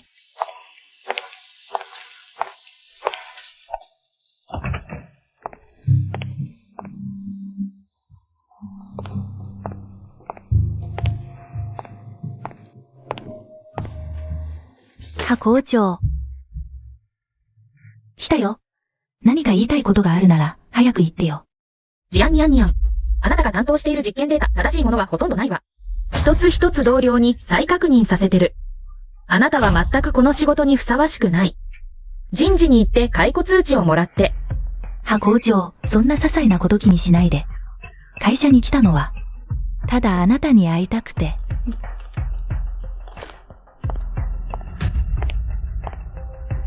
葉校長、毎日そんなに頑張って何の意味があるの？1日10書類を審査して、プロジェクトを管理して、死にそうに働いて。私は違うわ、ちょっとした手を使うだけで。ギアオハンを言いなりにできるの。何百万、何千万も使って。見てる？このネックレス20万。このブレスレット35万。この指輪50万。あの別荘1800万。全部私の名前で買われたの。あなたと翔教授は結婚して7年、彼があなたに何か買ってくれたことある？あなたの身につけているもの、一つとしてまともなアクセサリーはないじゃない。値段のつかないボロい人形、宝物みたいにしてるなんて。本当にみっともない。ギアオハンはあなたに結構お金を使うのね。でも、一つ気になることがあるわ。ジアンニャンニャン。もし誰かがあなたのこの支出を全部返済させようとしたら、あなた返せるの？返す？ギアオハンは今私に言いなりよ。どうして返させようとするの？むしろあなたこそ。翔教授とあなたが裁判に勝って、あなたの財産の半分を持っていったら、どうやって得意げにしてられるか見てみたいわ。いいわよ、待ってる。法廷であなたが一筆一筆の消費を返還させられる時の表情を見るのを楽しみにしてる。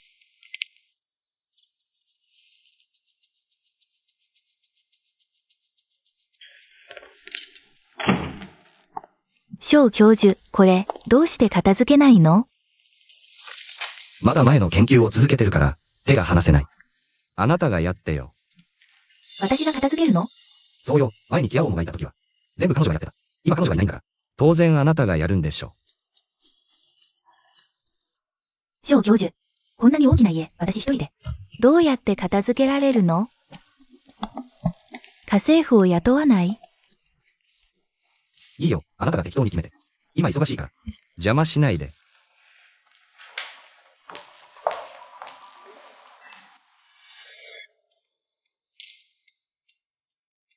まさか私もこんな日を迎えるなんてね。家にはメイドがいてもいいじゃない。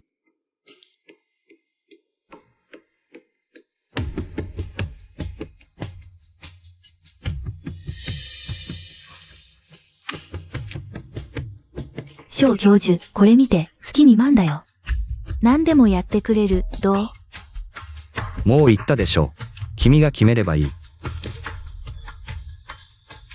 さあ、払って。私が払う。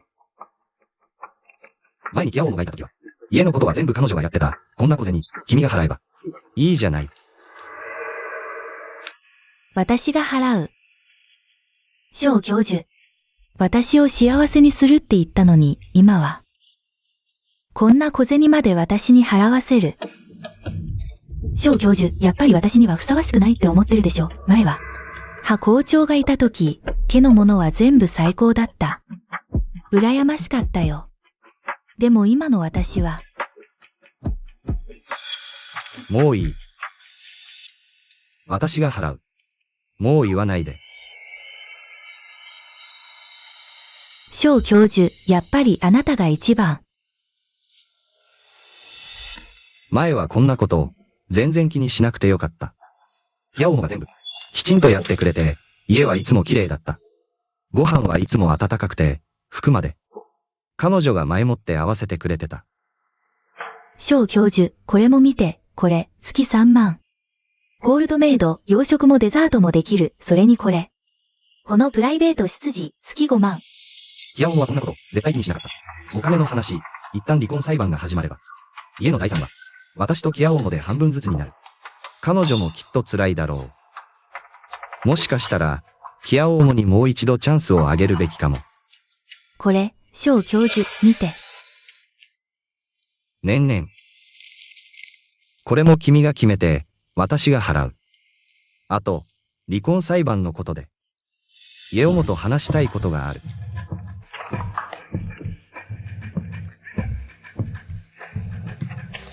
小教授。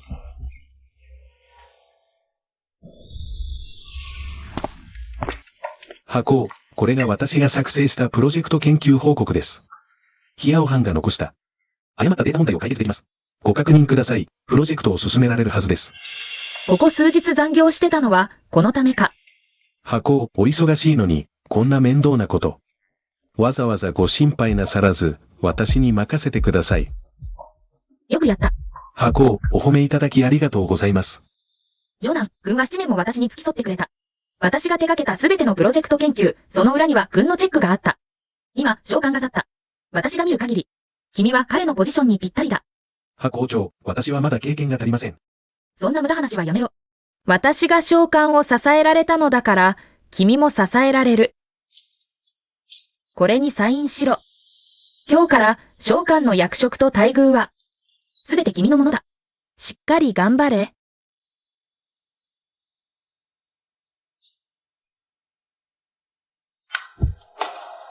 校長、わかりました。必ずご期待に沿います。準備をしに行け。どけ、ハジュと話がある。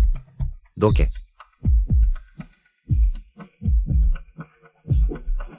校長、申し訳ありません。止められませんでした。君は先に下がれ。はい。召喚。私のオフィスに押しかけて、一体何がしたい？正気、話があるんだ。二人で話すから、君は先に出て行って。申し訳ありませんが、私は校長の指示に従います。ジョナンは私の部下だ。君は違う。出て行くべきは彼じゃない。君だ。感情的なプライベートな話をしたいんだ。彼のような部外者に聞く資格があるのか。部外者？召喚。私たちはもう離婚裁判の準備を進めている。君と私の間は9時項で、感情などない。ましてやプライベートな話などありえない。そしてジョナンは、私が新たに任命した所長だ。私が最も信頼する部下だ。彼に残ってもらう。彼には残る資格がある。私のポジションを彼に譲ったのか。そうだ。今日から、今この瞬間から。彼に何の資格があって私のポジションに座るんだ。君のポジション？君のポジションは私が与えたものだ。私が与えられれば回収もできる。よりふさわしいものに与えるのだ。ハジュ。どうして私のものを部外者に与えるんだ。私はまだ君を気遣い、財産の半分を支払いようとしていたのに。それらのものはもともと私のものだ。君とは何の関係もない。警備員、翔さんを外へ連れ出してくれ。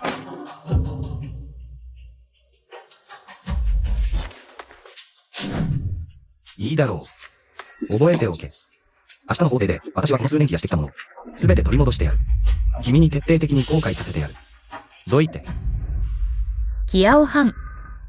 明日、法廷で全てを取り戻すのは、一体、君か、それとも俺か。被告、原告、出廷者の身分に異議はありませんか。原告キアオハン。訴訟の請求を提起できます。関連する事実と理由を述べてください。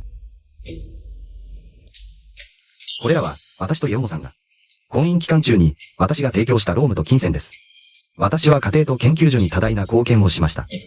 私はイエオモさんに、私の労務費、精神的損害賠償、プロジェクトの配当金、合計1200万元の賠償を要求します。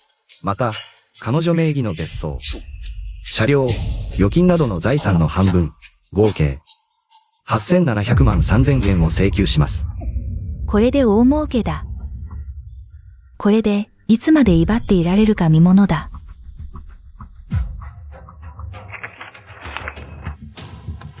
被告、何か陳述はありますか。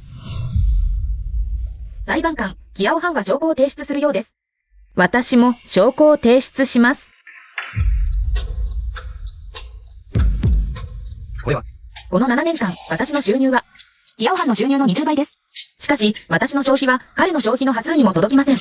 彼が自分に買ったこれらの高級品、高級スーツ、高級時計、高級酒など、私と家族全体の出費よりも多いのです。離婚前に、キアオハンは学術的不正行為により、研究所のプロジェクトが失敗し、直接的な経済損失は2000万元。この金額は、私が個人的に出資して穴埋めしました。キアオハンはこの7年間、すべての飲食遊楽は私のお金。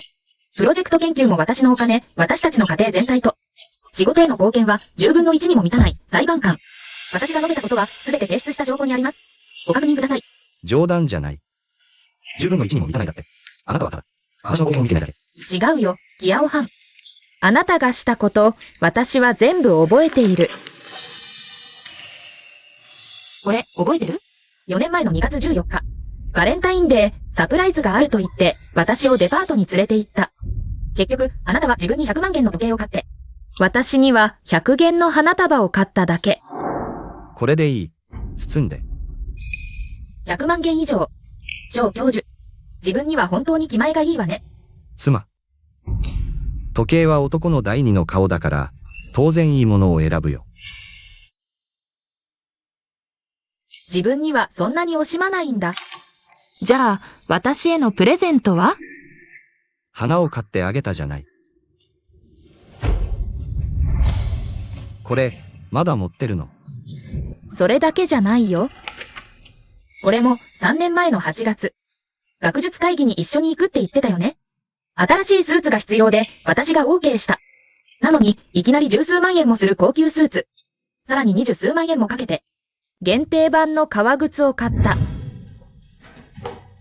見て、新しく買ったスーツ、どう？センスいいでしょ。もちろん。スーツは13万8000円、革靴は20万円。スーツだけ買うんじゃなかったの？革靴はついでに買っただけだよ。俺が学術会議に参加するのは、研究所の顔だから、少し良いものを着て何が悪い？なんで？うるさいな。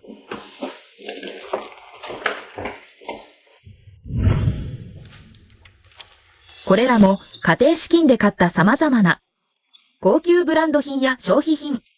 前の時期に買った家も含めて、ジアニアニアンに買った様々なアクセサリー。それに家政婦のキアオハン。私のお金で豪遊して本当に恥知らずだね。いえ、家庭資産、これ。これらは全部キアオハン自身のものじゃないの？小教授、早く何か言ってよ。キアオハン、君がやってきたこと全部。私が覚えてないとでも思ってるの？もう弁解しなくていい。判決を待ってなさい。裁判長、私が提出した証拠はすべて計算済みですか？誤りはありませんか？裁判所は被告家重氏が、提出した全財の証拠を確認し、誤りはありません。よって本裁判所は以下の通り判決を言い渡します。起立。原告木青藩。夫婦共同財産分割を求める訴えは、棄却。原告木青藩は被告家重氏への損害賠償として合計1億370万3620円3銭を支払うこと。本件の訴訟費用は木青藩が全額負担。大抵。事案にゃんにゃん。木青藩を片付けたと思ってるのか？それで終わりだと思ってる？あなたが奪ったものはすべて、私が回収する一銭たりとも残さない。回収だ。家をもどういうつもりだ？あなたとは話すことは何もない。あなたも裁判所からの召喚状を待ってろ。家重。ごめんなさい。私にこんなことをしてたなんて知らなかった。ずっと私を見下してると思ってた。わざと私を潰そうとしてると思ってた。木青藩。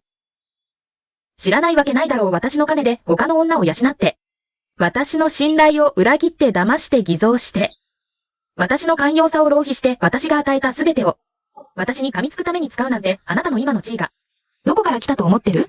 あなたが持つすべては私が与えたものだ。大切にしないなら全部取り戻すまで。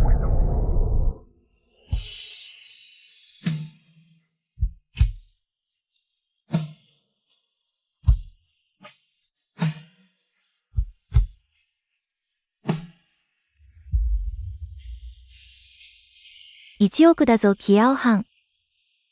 彼女に丸々1億も借りてるなんて。どうしてこうなったか私にもわからない。彼女の財産の半分を奪って。数千万も手に入るって言ったじゃないかなのに今は1億も借金？違う、この金が全部彼女のものなわけない。彼女と7年も結婚して1銭も貯金がないのか。全部あなたのせいだ。あなたの実験データが間違ってたから。すべての投資契約がキャンセルされたんだ。私はそのために天文学的な薬金を払わなきゃいけない。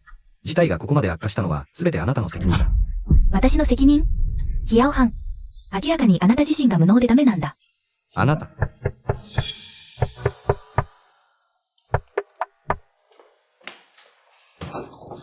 木青藩さん。はい、私です。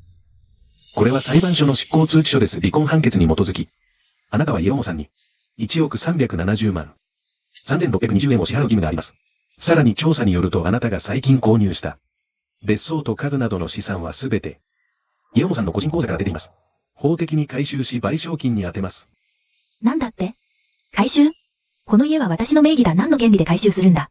ジャニャンニャンさん。この別荘は調査した銀行取引記録によると、すべて木青藩さんと家重さんの共同名義口座から出ています。木青藩さんが家庭支出を無断で流用したため、第三者への贈与は法律上すべて返還しなければなりません。賞賛。強制執行の最終期限にご注意ください。まさか。私が使っていたお金は全部家重のものだったの？どうしてこうなったの？翔教授と7年も結婚して、彼があなたに何を買ってくれたの？見たところ、あなたの身につけているものでまともな宝石は一つもないわ。つまらないゴロゴロの人形を宝物みたいに大ごとにして。本当に見苦しいわ。木青藩はあなたに意外と気前がいいのね。でも、一つ気になることがあるわ。ジアンニアンニアン。もし誰かがあなたのこの支出を全部取り戻そうとしたら、あなたは返せるの？返す？木青藩は今、私の言うことなんでも聞いてくれるの。どうして返せなんて言うわけないでしょ。むしろあなたこそ。翔教授があなたとの裁判に勝って。財産の半分を持っていったら、あなたはどうやって威張ってられるの？いいわ、待ってるわ。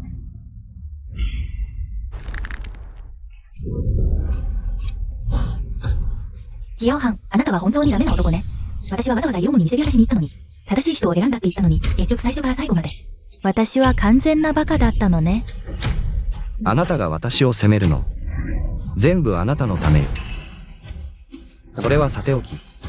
あなた、早く、この家を売って。それと私が買ってあげたものも、全部売って。まず一部を返済しなさい。なんで？全部あなたが買ってくれたものよ。なんで私があなたの代わりに家重に返さなきゃいけないの？なんでよ。すべてあなたのせいだからよ。あなたがそそのかさなければ、私がこんな状況になるはずないでしょう。あなたのせいで、離婚して、仕事を失って、借金を背負ったのよ。あなたが着ているものを見てごらん。手につけているもの、どれ一つ私がお金を出していないものがある。警告しておくけど、私を置いて逃げようなんて考えないで。さもないと。私があなたを訴えるのを待ってなさい。ヨモが私にしたように、一つ一つ、全部取り戻してやるから。翔教授、ダメですよ。丸々1億円ですよ。私たちが身を削っても返せません。翔教授、お願いします。派校長にお願いして、期限を延ばしてもらえませんか？私はこれらのものを売って、まとまった初期資金を用意します。初期資金を。そうだよ、起動資金さえあれば。研究所を再開できるんだ。君は研究を再開できる、その時君が再起したら。この借金を返すなんて、簡単なことじゃないか。そうだよ、僕のプロジェクトはデータに問題があっただけで。実験さえ成功すれば、億単位の投資も取り戻せる。そうだよ。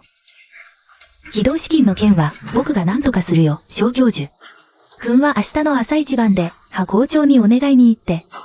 彼女が何を言っても怒らないで、彼女が心を動かすのを待てば。時間ができるんだ。本当に物を売る気なの？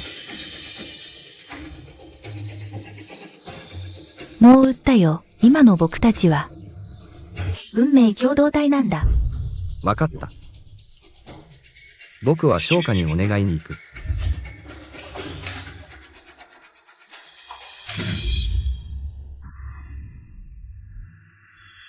商家。話して。商家。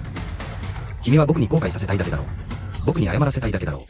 僕は認める。僕はひざまずいて謝るよ。だから君は、返済期限をもう1年延ばしてくれないか。お願いだよ。僕にもう一度、再起するチャンスをくれ。君の借金を返すために、こうして頼んでいるんだ。召喚、覚えてるか？君が僕と裁判を起こそうとしたとき、なんて言ったか？よし、待ってろ。明日の法廷で。僕がこの数年費やしたものを、すべて取り戻す。君に徹底的に後悔させる。僕が君にチャンスを与える？そんな資格あるか？商家。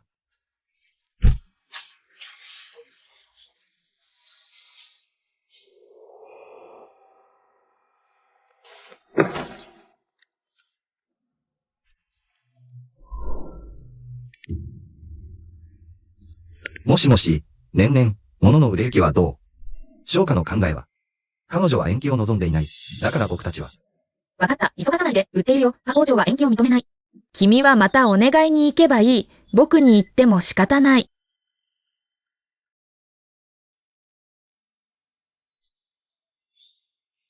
やっぱり、君はまだ僕を忘れられないんだね。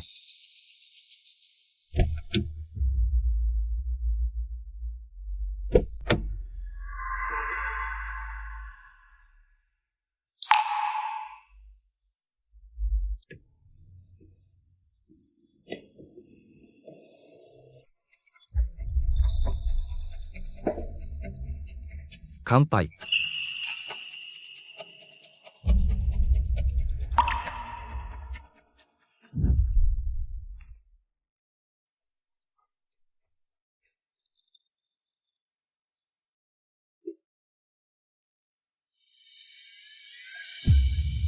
召喚。このステーキの味はとてもいいよ。食べてみて。君が食べて。食欲ないんだ。最近いつも携帯を見てるね。プロジェクトが忙しいから？うん、忙しい。君が先に食べて、研究所に用事があるから、僕は先に行く。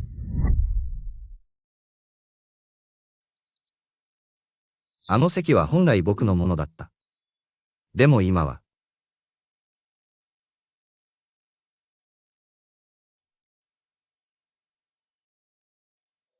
ヒヤオモ。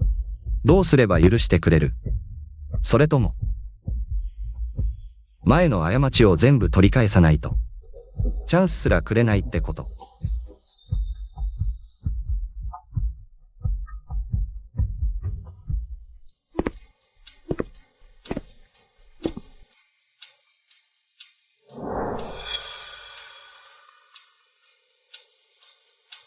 何年経っても君のスペアキーは、やっぱりここに置いたままだ。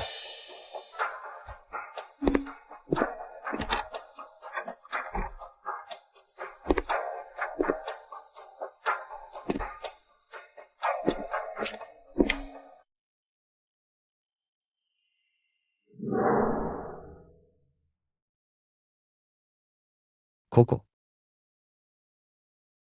俺が去る前と全く変わってない。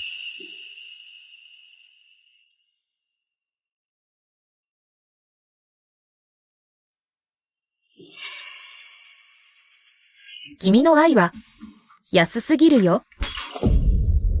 イエオモ。キアオハンこれからは、君への愛を、全部、少しも残さず取り戻す。君に与えた権限もすべて無効にする。彼女、まだ捨ててないんだ。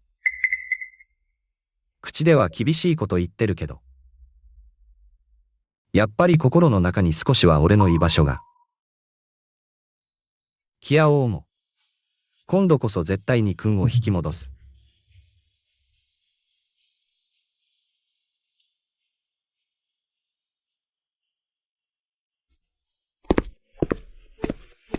箱。キアオハンがどうしてもこれを渡せって。それに外でずっと待ってるって。君が会う気になるまで待つんだって仕方なく。通りでリビングに置いておいた。処分するつもりのゴミが消えてたわ。あの人が盗んだのね。これ処分しますか？全部捨てて。箱追徴手続きはすでに開始されました。キアオハン名義の全資産は、差し押さえ手続きを進めています。それとジアンニャンニャンについては、法律に基づき、キアオハンが贈与した全財産は、全額返還が必要です。ホームにも一括処理するよう伝えて。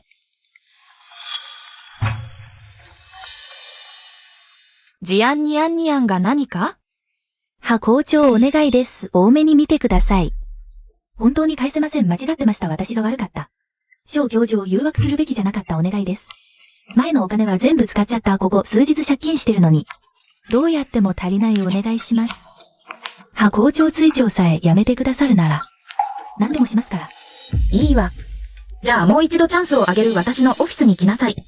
本当にありがとうございます。校長すぐ伺います。キアオハンも中に入れて。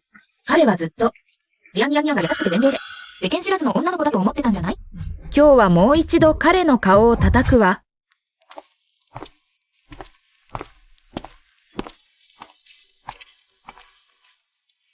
キアオーモ。やっと会ってくれたね。余計なことはいい。本題に入ろう。謝ってほしい。後悔させたい。全部叶ったじゃない。見てよ、俺は男だぞ。お前の前に何度もひざまずいて頼んでる。許してくれよ。じゃあ、ジアンニアンニアンは？ここ数日で、俺もはっきり分かった。彼女は、確かに若すぎて、少し虚栄心が強い。でもお前は知らないだろ。あの日、彼女は真実を知った後、俺のために借金を返す方法を考えて、あの宝石や家を、全部売って、俺の起動資金を集めようとしたんだ。俺たちが復縁したら、彼女がお金を全部返し終わったら、彼女の責任を追及しないでくれないか。キアオハン。君は本当に私の期待を少しも裏切らなかったね。行け、隣の休憩室でおとなしくしてろ。音を立てるな。何？君にいい芝居を見せてあげる。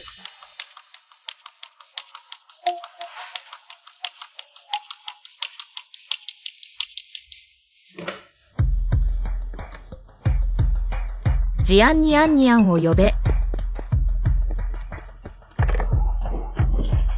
校長、お願いです。私を見逃してください。これが私の全財産なんです。以前のお金は全部使っちゃったんです。本当に出せません。校長、お願いです。今回だけ許してくれませんか？刑務所には入りたくないんです。減額も可能だし、許すことも可能だ。でもね、君の態度次第だ。態度？校長、どうか何でもしますから言ってください。君はキアオハンと長く付き合ってきた。彼のことなら、結構知ってるはずだろう？葉校長、もっと早く言ってくださいよ。あなたの一言で、外で何でも言えます。私、キアオハンを告発できます。彼が私を強要したって言えます。彼の論文のデータは全部捏造だって言えます。ジアンニアンニアン。君、キアオハンが好きじゃなかったっけ？好き？葉校長、今回の私は、ただ人を間違えただけです。でも今回だけ許していただければ。私、召喚を潰すのを手伝います。こうねんねん、この可愛い子。あんた、なんでここにいるの？さっき言ったことを、もう一度言ってみろよ。私、本当のこと言ってるだけ。何が悪いの？自分に能力がないくせに誰のせいだって言うの？あんたは私に使ったお金、全部あんたじゃない。全部よ、校長のお金よ。人の金で大物ぶって。男のくせに何様のつもり？あんたのせいで仕事を失った。あんたのせいで離婚した。あんたのせいで1億の借金しょった。それで私にこんなことするの？話して、葉校長助けて。自分がバカなのに誰のせいだって言うの？あんた5年以上に。まだ足りないって言うの？そう、私はあんたのお金が目当てだった。それがどうした？私、若くて綺麗なんだから、なんであんたにへつらわなきゃいけないの？もういい。召喚。ここは私のオフィスだ。勝手なことする場所じゃない。そうか。彼女の言ったこと、全部聞いただろ。全部彼女が私を騙したんだ。聞いたよ。で？ごめん。私が悪かった。彼女の嘘を信じるんじゃなかった。彼女のせいであんたと離婚するんじゃなかった。ごめん。もう一度チャンスくれないか。お願い、私、誓うから。これから絶対こんなことしない。絶対ちゃんとあんたに尽くす。絶対大切にするから。もう遅いよ。ダメ、そうか。そんなこと言わないで、あんたなしじゃ生きていけない。もういい。君たちのいい芝居はもう見た。出て行ってくれ。ダメ。警備員、この2人を追い出して。やめて。少々、ごめん、追い出さないで。本当に悪かったって分かったから。うせろ、俺の視界から消えろ。これからまたお前たちを見かけたら、お前が払う。今日の代償では済まないぞ。私は行かない。話せ。私があなたを待ってる。一生涯待ち続けるわ。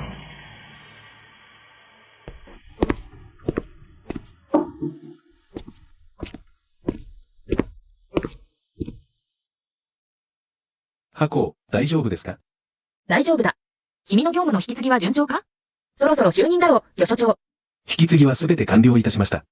それから、今後の業務については、これからも葉校にご指導のほどよろしくお願いいたします。気遣いは無用だよ、魚所長。君がもう研究所を引き継いだ以上、召喚のことも過去の話だ。これからは私も自分の仕事に専念するよ。葉校、どうかこの私をご信頼ください。必ず期待に依頼でみせます。しっかりとお力添えいたしますし、葉校の新たな人生の章が、輝かしいものになりますようお祈りしております。ありがとう。